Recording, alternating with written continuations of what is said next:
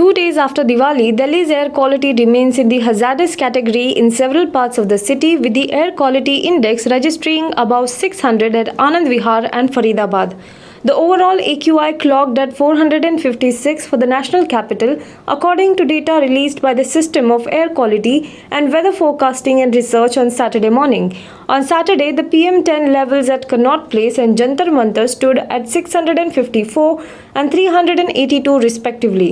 Meanwhile, PM2.5 levels were at 628 in Connaught Place, 341 near Jantar Mantar and 374 near ITO. The situation is likely to improve in the city by afternoon as wind speed is expected to go high, but the wind direction is from northwest, which will bring stubble burning pollution to Delhi.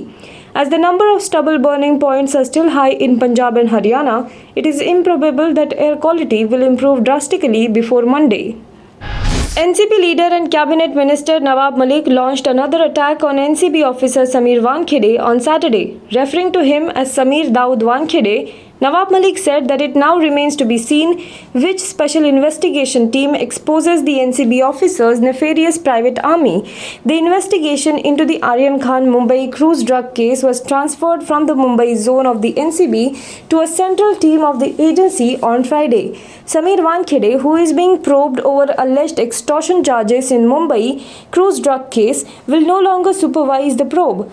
Nawab Malik's remarks comes on a day when newly formed SIT team head Sanjay Singh will be visiting Mumbai to look into the various cases.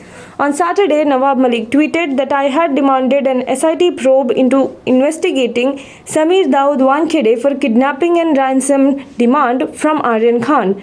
Now 2 SITs are constituted by the state and centre. Let us see who brings out the skeletons from the closet of Wankhede and exposes him and his nefarious private army. For the first time since July this year, petrol in 15 states and 3 union territories is being sold at less than 100 rupees from Thursday. Incidentally, all 15 states are ruled by the BJP and its alliance partners. Except for Odisha, no other non-BJP ruled state or union territory has slashed fuel prices yet. Overall, 23 states and union territories have undertaken a commensurate reduction of value-added tax on petrol and diesel to give relief to consumers. Karnataka, Bihar, Madhya Pradesh are the only BJP-ruled states where petrol still costs more than 100 rupees despite heavy cuts by the centre and the state. Petrol in the Union Territory of Ladakh is also being sold at more than 100 rupees. A day ahead of Diwali, the centre had announced rate cuts on petrol and diesel prices.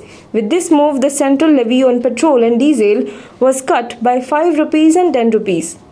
Oxygen Incorporation, Bharat Biotech's partner for USA for its COVID-19 vaccine, said that it has submitted a request to the US Food and Drugs Administration for emergency use authorization of Covaxin for children in the age group of 2 to 18 years.